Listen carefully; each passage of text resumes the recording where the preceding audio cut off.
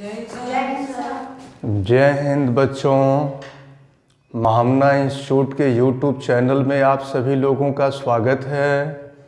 आज हम आपको फिज़िक्स क्लास 12 हिंदी मीडियम के पहले चैप्टर का वैद्युत क्षेत्र की तीव्रता से संबंधित चीज़ों को आज बताएंगे।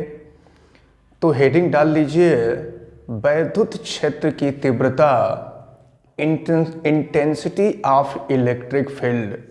हम शुरुआत में ही आपको बता दें कि आप हमारे इस चैनल को लाइक करें, सब्सक्राइब करें, बेल आइकन को प्रेस करें, शेयर करें, ताकि प्रतिदिन का बनने वाला वीडियो आप तक आसानी से पहुंच सकें और आप पढ़ करके अध्ययन करें और बोर्ड के एग्ज़ाम में अच्छा नंबर स्कोर कर सकें। तो चलिए शुरू करते हैं। वैद्युत क्षेत्र की तीव्रता यानी इंटेंसिटी ऑफ इलेक्ट्रिक फील्ड।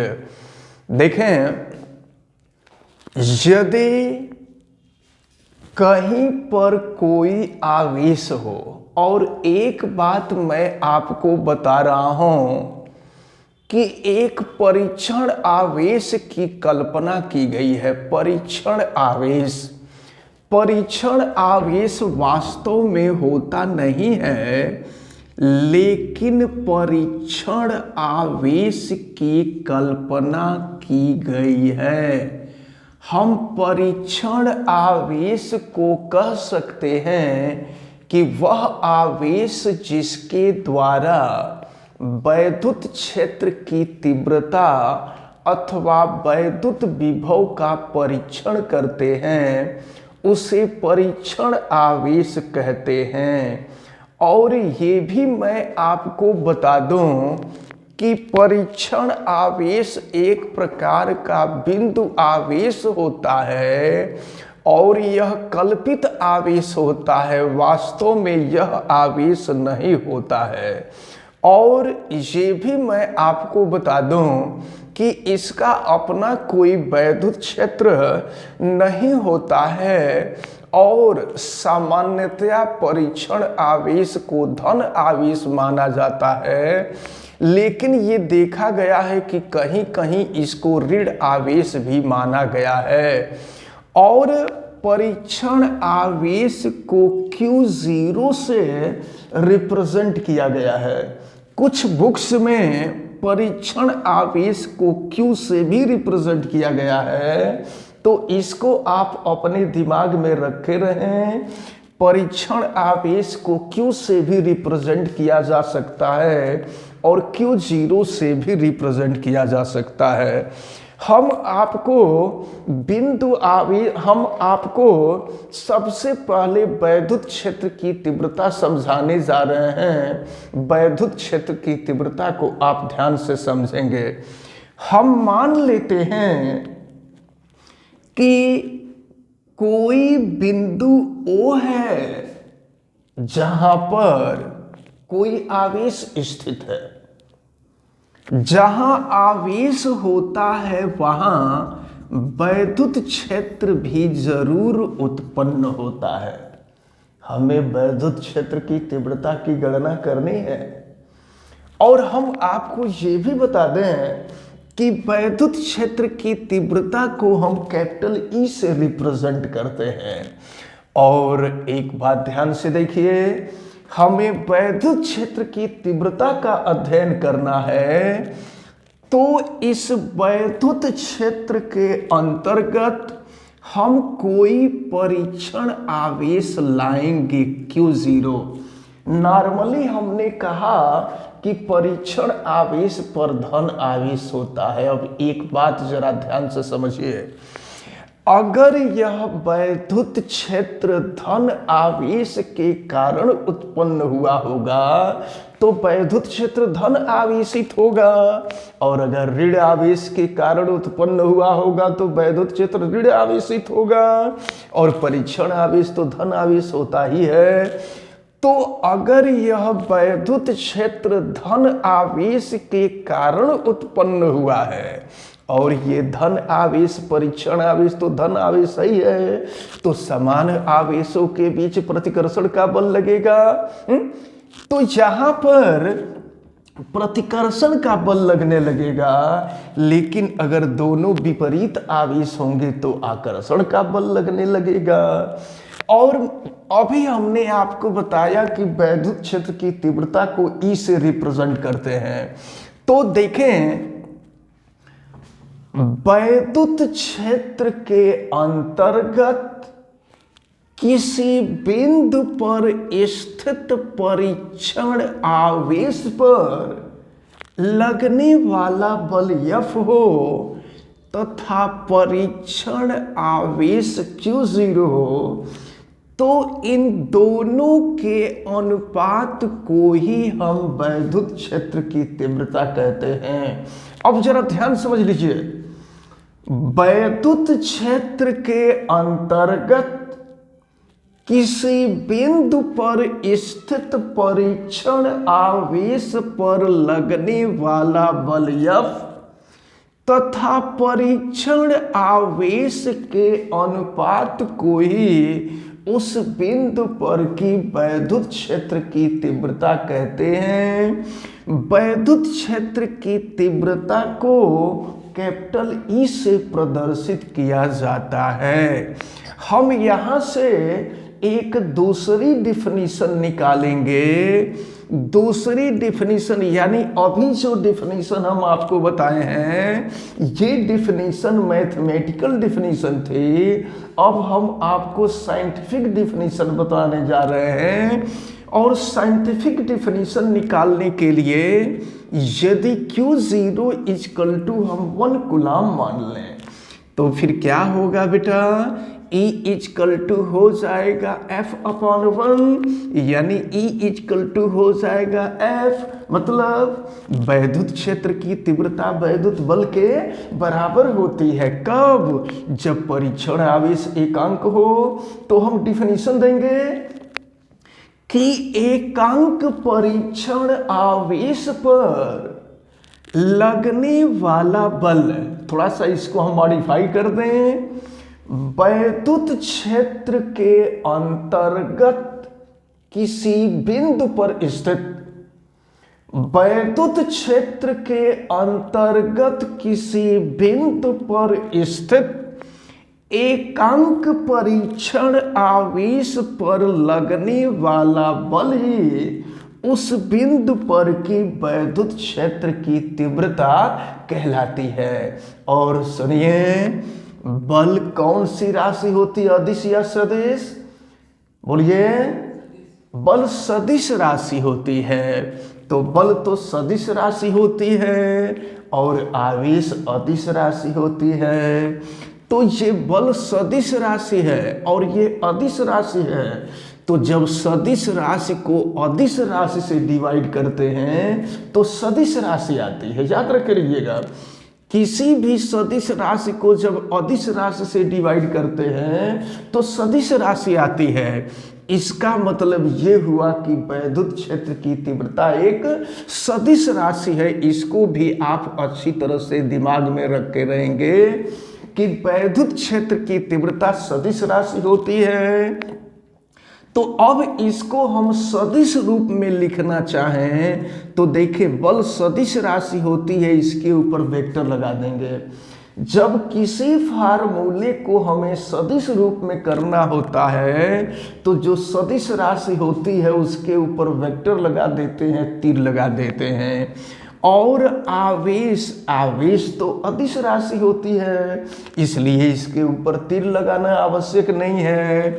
और वैद्युत क्षेत्र की तीव्रता भी सदिश राशि होती है, इसलिए इसके ऊपर भी वेक्टर लगा देते हैं। तो ये वैद्युत क्षेत्र की तीव्रता, वैद्युत क्षेत्र की तीव्रता का सूत्र वेक्टर फॉर्म में रहा है, सदिश फॉर्म में रहा है।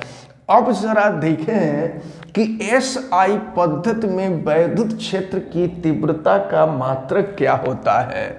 तो देखिए, हम SI पद्धति में वैद्युत क्षेत्र की तीव्रता का मात्रक आपको बताने जा रहे हैं। एफ क्या है बेटा, बोलिए। एफ बल है, आप जवाब दीजिए। एफ बल है, फोर्स है, और फोर्स का यूनिट क्या होता है, न्यूटन होता है। और आवेश Q0 आवेश है, आवेश का मात्रक कूलाम होता है। तो SI पद्धति में वैद्युत क्षेत्र की तीव्रता का मात्रक न्यूटन पर कूलाम होता है। इसको हम चाहें तो न्यूटन कूलाम इनवर्स भी लिख सकते हैं। अब हम MKS पद्धति में इसका मात्रक देखें। MKS पद्धति मीटर किलोग्राम सेकंड एम्पीयर पद्धति में, तो चलें हम MKS पद्धति में इसका मात्रक आपको बताने जा रहे हैं। देखिए हम यहाँ बताएंगे MKS पद्धति में मात्रक। तो अगर F बल है तो F is equal to M into a होता है। M द्रव्यमान है, मास है, द्रव्यमान का मात्रक किलोग्राम, ये त्वरण है, त्वरण का मात्रक मीटर प्रति सेकंड स्क्वायर। तो न्यूटन को हम लिख सकते हैं kilogram metre per second square. और Q आवेश है, Q equal to I into T होता है। I विद्युत धारा है, विद्युत धारा का मात्रक एम्पियर होता है। T टाइम है, टाइम का मात्रक सेकंड होता है। तो कूलाम को हम लिख सकते हैं एम्पियर सेकंड। कूलाम को एम्पियर सेकंड लिखा जा सकता है। तो ये देखिए ये हो गया एम्पियर सेकंड। फिर देखिए हम लिख रहे हैं किलोग्राम मीटर, और देखो बेटा सेकंड स्क्वायर का सेकंड में मल्टीप्लाई कर देंगे, सेकंड क्यूब हो जाएगा, और फिर ए। तो MKS पद्धति में वैद्युत क्षेत्र की तीव्रता का मात्रक kilogram metre per second cube ampere है। इसको हम ऐसे भी लिख सकते हैं किलोग्राम मीटर, सेकंड ऊपर जाएगा तो सेकंड टू दी पावर -3, और ये एम्पियर ऊपर जाएगा तो एम्पियर इनवर्स हो जाएगा। तो आप अच्छी तरह से याद रखे रहेंगे कि SI पद्धति में वैद्युत क्षेत्र की तीव्रता का मात्रक न्यूटन पर कूलाम होता है, लेकिन MKS पद्धति में वैद्युत क्षेत्र की तीव्रता का unit kilogram metre second to the power -3 A inverse होता है। अब वैद्युत क्षेत्र की तीव्रता की बीमा भी आपसे पूछी जाती है। बीमा आप इंटरमीडिएट के बाद एंट्रेंस एग्जाम देंगे तो एंट्रेंस एग्जाम में भी पूछा जाता है, IIT में भी कई बार पूछा गया है, नीट में भी कई बार पूछा गया है। तो इन सब चीज़ों को आप भली भांति तैयार कर लें। तो चलिए अब हम बीमाएं निकालेंगे कि बीमाएं क्या होंगी। बीमाएं तो चलिए देखिए, किलोग्राम किसका मात्रक, द्रव्यमान का, हाँ बोलिए, किलोग्राम द्रव्यमान का मात्रक, और द्रव्यमान की बीमा m। मीटर किसका मात्रक, लंबाई का, तो लंबाई की बीमा l। सेकंड किसका मात्रक, टाइम का, तो टाइम की बीमा t का पावर -3। और एम्पियर विद्युत धारा का मात्रक, और विद्युत धारा की बीमा ए ही होती है, तो ए इनवर्स हो जाएगा। तो इस प्रकार आप देख रहे हैं कि वैद्युत क्षेत्र की तीव्रता की जो बीमाएं हैं वह MLT-3A इनवर्स हुआ। अच्छा, अब जो है ये तो वैद्युत क्षेत्र की तीव्रता रहे। अब अगर आपको किसी वैद्युत क्षेत्र के अंतर्गत किसी आवेश पर लगने वाला बल आपको ज्ञात करना हो, वैद्युत क्षेत्र के अंतर्गत किसी आवेश पर लगने वाला बल ज्ञात करना हो, तो इसी फार्मूले का हम यूज करेंगे। देखिए E is equal to F upon Q. हम मान लेते हैं कि वैद्युत क्षेत्र E के अंतर्गत कोई आवेश Q रखा गया है जिस पर बल F लग रहा है। तो यहां से अगर हम F की वैल्यू निकालें तो ये हो जाएगा E इंटू क्यू। याद रखे रहिएगा, अगर हम लोगों को वैद्युत क्षेत्र की तीव्रता ज्ञात है, आवेश ज्ञात है, तो वैद्युत क्षेत्र के अंतर्गत अगर कोई आवेश Q रखा होगा तो उस पर लगने वाले बल की गणना इस फार्मूले की सहायता से हम कर सकते हैं। अब इसके बाद हम लोगों को पढ़ना है बिंदु आवेश के कारण उत्पन्न वैद्युत क्षेत्र की तीव्रता का व्यंजक। हम अब आप लोगों को ये जो पहला चैप्टर बहुत ही महत्वपूर्ण है। वैद्युत आवेश एवं क्षेत्र का जो फिजिक्स क्लास 12 का जो पहला चैप्टर है, यह बहुत ही महत्वपूर्ण है। इसमें से बहुत ही क्वेश्चन पूछे जाते हैं। इसका हम पहला डेरिवेशन नेक्स्ट वीडियो में बनाएंगे। नेक्स्ट वीडियो में आपको बताया जाएगा।